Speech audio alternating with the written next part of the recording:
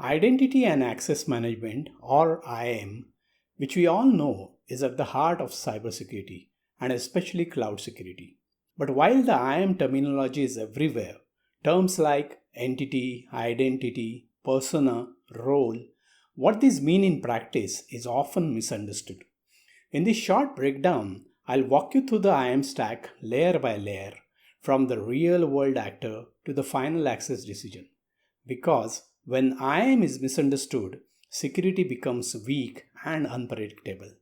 And if you are preparing for certifications like CCSK, CCSP, or CISSP, understanding these concepts isn't optional, it is foundational. Let's bring clarity to one of the most critical pillars of cloud security. IAM actually starts with a concept most people overlook since it is never mentioned explicitly, which is the entity. That is not your username, it is you, the real person or system performing actions. Whether it is me, Rashmin, logging into AWS, or an automation bot processing payroll, identities can change, but the entity is the source of intent and impact. Next comes the identity, your digital face. It is how systems recognize you, your email address, login ID, or service account.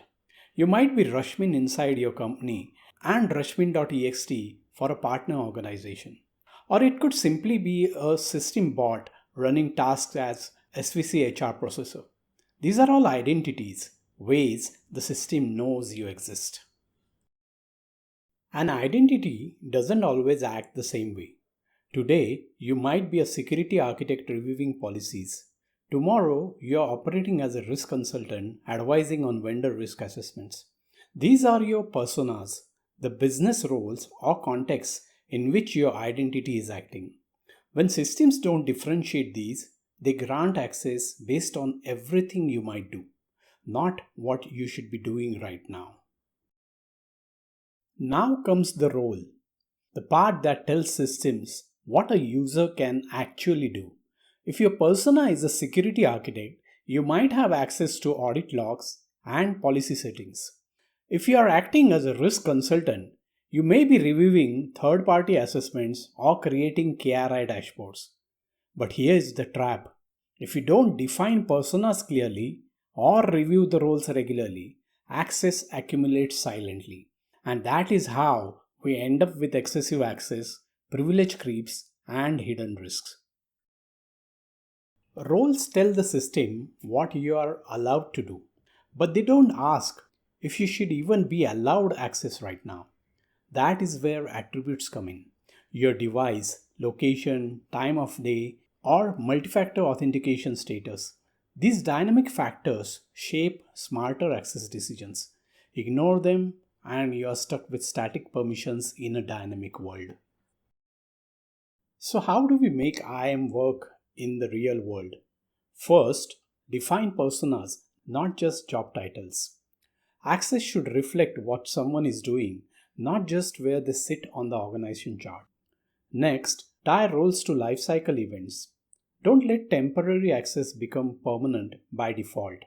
Roles should expire, rotate, or be reviewed regularly. And finally, apply attribute-based controls. Access decisions should adapt to real-time signals like device trust, location, or authentication strength. IAM isn't static, it is context aware, and it must evolve with your business. Let's bring it all together. Identity and access management is a layered model, starting with the entity, the real world actor. The system assigns them an identity, often across multiple platforms. That identity may take on different personas depending on the context, like a security architect or risk consultant. Each persona is linked to one or more roles, which define what actions they can take. But roles alone are not enough. Attributes like device trust or geolocation refine the access logic in real time. And finally, all of this feeds into the access decision. When done right, IAM becomes dynamic, intentional, and resilient, not just a static login layer. Thank you for watching this Runes of Risk breakdown. If you found this useful, please like, share, and subscribe to support the series. And stay connected for more insightful videos on cybersecurity and risk.